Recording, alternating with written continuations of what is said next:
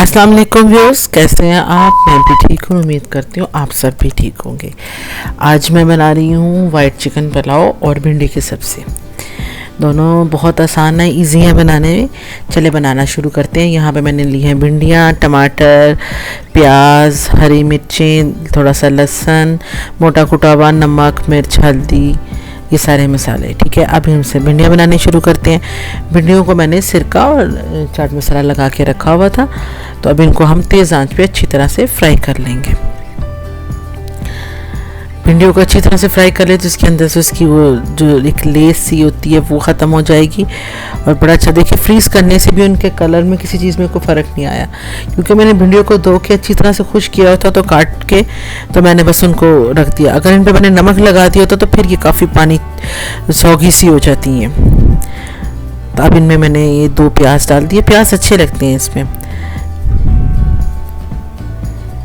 प्याज डाल के भी अच्छी तरह इनको फ्राई करेंगे।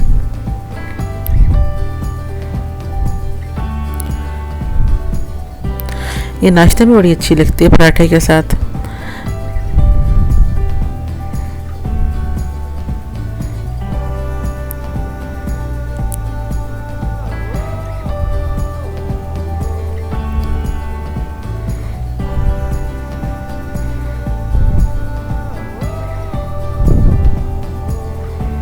अब इसमें मैं हरी मिर्चें भी डाल दूंगी, इनको भी साथ ही फ्राई कर लूँगी। और साथ में ये जो मैंने नमक, मिर्च, हल्दी, सूखा धनिया, ज़ीरा रखा हुआ था, ये मसाला भी डाल दूंगी। उनको अच्छी तरह से इनको मिक्स कर लूँगी।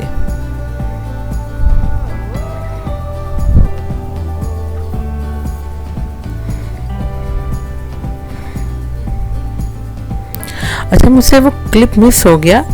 मैंने इसमें जब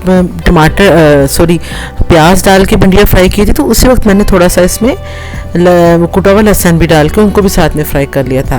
वो मुझसे क्लिप मिस हो गया है, वो मैं आपको दिखाने, लेकिन मैंने वो भी उसी वक्त डाल दिया था। अभी टमाटर डाल के इसको मैं हल्की आंच पे दम पे रख दूँगी, हल्की आंच पे पकने के लिए। 10 मिनट तक आप रखेंगे, टमाटर सॉफ्ट हो जाएंगे। खोल के थोड़ा सा भूनेंगे तो आपका भिंडी की सब्ज़ी तैयार।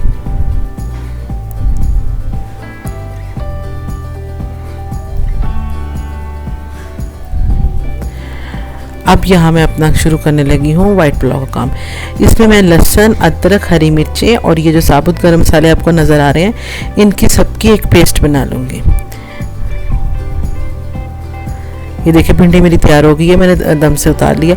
अगर मैं थोड़ी देर और छोड़ देती ना, मैं पुलाव की तरफ लगी हुई थी, तो भिंडी ने जल जाना था। ये मुझे हमेशा सिल्वर के कढ़ाई में बनाते हुए ये मसला रहता है, इसलिए मैं ज़्यादातर नॉन स्टिक ही यूज़ करती हूँ। इसमें एकदम से वो मसाला साइड पे, लेकिन अल्हम्दुलिल्लाह बच गई थी, बिल्कुल सही थी। अच्छा, इसमें मैं अब वो मैंने मसाला ग्राइंड कर लिया, वो पीस लिया मैंने, को थिक पेस्ट बन गई। अब इसमें मैं सबसे पहले डालूंगी ये सारे साबुत खड़े मसाले। ज़ीरा डालूंगी। ज़ीरा थोड़ा सा इसमें ऑयल में गर्म होगा तो मैं बाकी के ये तेज़पात, काली मिर्चें, लौंग, दालचीनी वगैरह और ये सारे मसाले डाल दूंगी इसमें, और इनको थोड़ी देर इनको फ्राई करूंगी। इंग्रेडिएंट्स वही है, बस थोड़ा आगे पीछे हैं, क्योंकि इसका नाम वाइट है, तो हमने इसको कलर नहीं इस पे आने देना। कलर बहुत हल्का इसका होगा। ये सारे मसाले डाल के इनको थोड़ा हम फ्राई करेंगे कि इनका अच्छा सा अरोमा चावलों में ऑयल में आ जाए।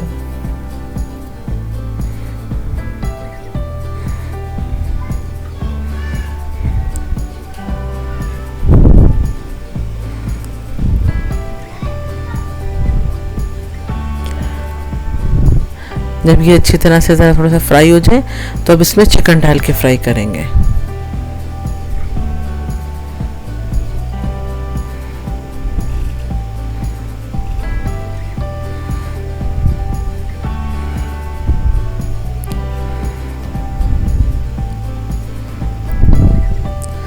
चिकन को अच्छी तरह से हम फ्राई कर लेंगे।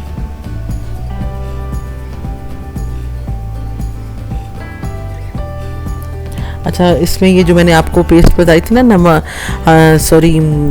लहसुन, अदरक, हरी मिर्चें और साबुत गरम मसाले जो थे, उनकी जायफल, जवत्री वगैरह सब कुछ उसमें डाला हुआ था, ये उसकी मैंने एक ग्राइंड करके एक पेस्ट बना ली है इनकी।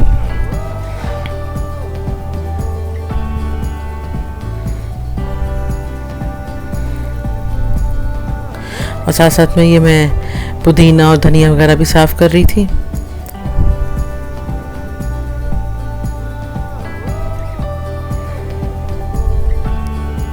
क्योंकि इसमें एंड में ये भी डलेगा।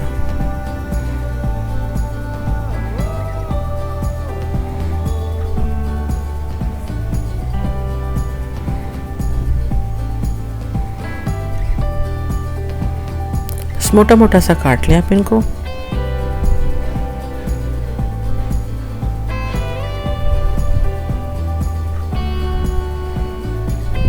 अच्छा, एक बड़ी प्याज आप काट के रख लें। जब चिकन अच्छी तरह फ्राई हो जाएगी ना, तो इसमें हम एक प्याज भी डालेंगे।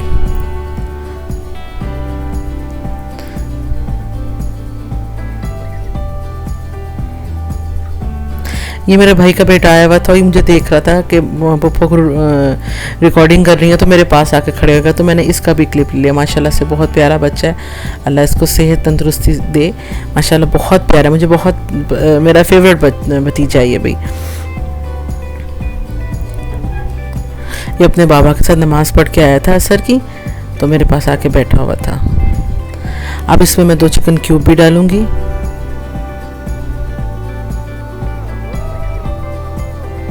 ये मैं 2.5 गिलास चावल मैंने लिए हुए हैं। और ये जो पेस्ट मैंने बना के रखी हुई थी ना, ये पेस्ट इसमें डाल देंगे।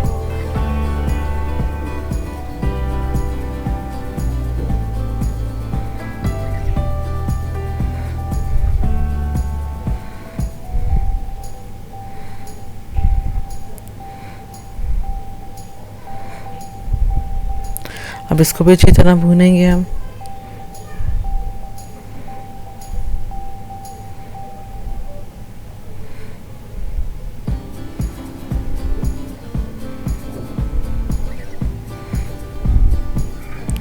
इसमें मैं जो एक प्याज काट के रखी हुई थी, एक प्याज भी डाल देंगे।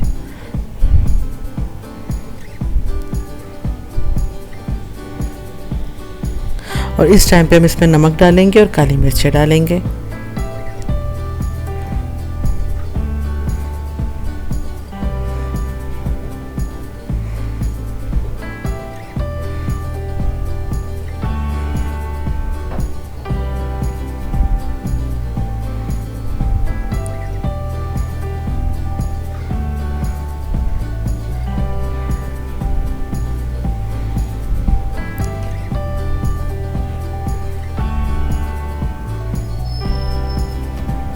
अच्छी तरह इसको भून लेंगे हम, कि चिकन अच्छी तरह से पक जाए। चिकन तो जल्दी, ऐसे ही आप मटन का भी बना सकते हैं, बीफ का भी बना सकते हैं। उसके लिए आप ये कर सकते हैं कि मटन को या बीफ को आप पहले बॉयल कर लें। तो उसमें नमक डाल के आप बॉयल कर लें और कम पानी, मतलब यखनी रखें। और इस टाइम पे आप वो, जैसे मैंने जिस टाइम पे चिकन डाली है ना, उस टाइम पे वो गोश्त डाल दें। बाकी सारा प्रोसीजर आप यही वाला कर लें, तो वो मटन पुलाव हो जाएगा। अब इसमें मैं 1 प्याली दही डालूंगी मैं।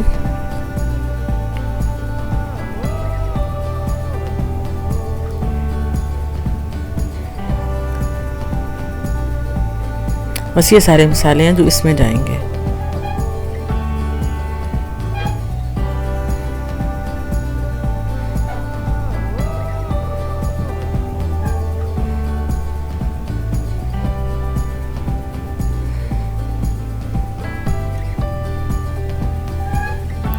अब इसको मैंने दही डाल के ना, तो मैं 5-10 मिनट के लिए रखूँगी दरमियानी आंच पे, कि अच्छी तरह से ये पक जाए। अब देखिए अच्छी तरह से ये हो चुका है। अब इसमें मैं धनिया डालूँ, हरी मिर्ची डालूँगी और धनिया पुदीना डालूँगी, और थोड़ा सा इसमें इसको भूनेंगे।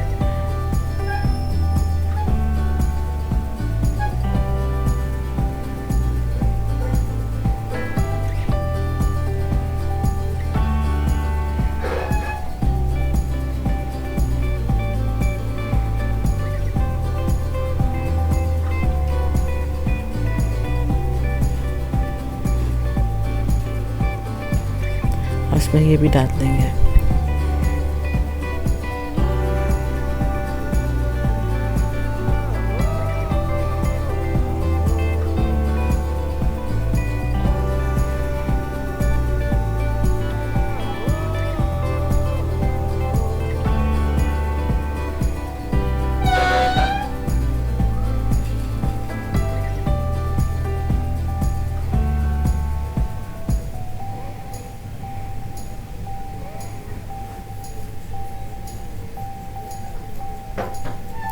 अब इसमें मैंने 2.5 गिलास चावल लिए हुए थे, तो मैं 4 गिलास पानी डालूँगी।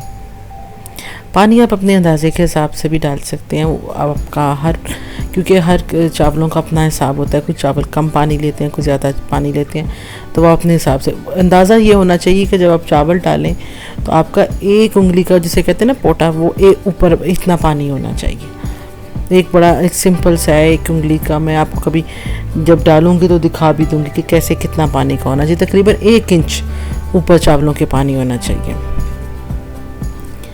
ये जो हमारी होते हैं ना उंगली के पोरे, ये 3 होते हैं, उनमें से 1 के बराबर होना चाहिए। ये एक सिंपल फार्मूला हमारी अम्मी ने हमें बताया हुआ है। जब हमने उनसे सीखा था तो हमें ये वो बताया करती थी कि इतना पानी ऊपर होना चाहिए, और वो बिल्कुल एक्यूरेट होता है उसमें चावल। वरना यूजुअली ये फार्मूला होता है, लेकिन क्योंकि मेरे घर में चावल नरम खाए जाते हैं, मैं हमेशा ये बात कहती हूँ, तो मैं आपको देखने में एंड में लगता होगा कि चावल नरम है, लेकिन मेरे घर में नरम चावल खाए जाते हैं। तो इसलिए मैं ये नहीं कर सकती कि आपको दिखाने के लिए मैं खड़े खड़े चावल, क्योंकि फिर वो कोई खाएगा नहीं। तो मेरे घर में यूजुअली नरम चावल खाए जाते हैं बिल्कुल। तो मैं फिर वैसे ही बनाती हूँ। अब इसमें मैंने बस चावल डाल दिए थे और उनको दम पे रख दिया था, जैसे नॉर्मल पुलाव को रखते हैं। बहुत इजी सा तरीका था। मैंने आज बनाने लगी तो मैंने सोचा चले आप लोगों के साथ भी शेयर करूं। मैं आप लोगों के कोई स्पेशल अलग से कोई चीज़ नहीं मैं करती कि मैं आप लोगों के लिए अलग से कुछ बना रही होती हूँ। मैं यूजुअली जो घर में जो रूटीन में मेरे खाना पकता है, मैं वही आप लोगों को दिखा रही होती हूँ। यही मेरे घर में, जैसे आज मैंने भिंडी का सालन भी बनाया और ये बनाया, पुलाव बनाया, तो बस यही मैंने आज मतलब खाना बनाया, तो मैंने आपको वो भी दिखा दिया। ऐसे ही मैं सोच रही होती हूँ कभी अपने नाश्ते की रूटीन भी शेयर करूँ, क्योंकि नाश्ते में यही होता है कि सालन होता है, पराठे होते हैं, कभी किसी के लिए अंडा बना लिया जाता है। यही कुछ होता है जो मेरे ख्याल से तकरीबन हर घर में यही खाने होते हैं। तो मैं भी बस यही होता है, मेरे घर में भी ऐसा ही खाना बनता है। बस ये दुआ करनी चाहिए अल्लाह घर के सब घरों के दस्तरखानों को आबाद रखे, और हमेशा जो कि मैं एक दुआ मांगती हूँ, अल्लाह हम सबको नागानी आफतों से बचा के रखे, हम सब पे अपने रिस्क के दरवाजे खोल के रखे। खुदा किसी को रिस्क की परेशानी ना दे।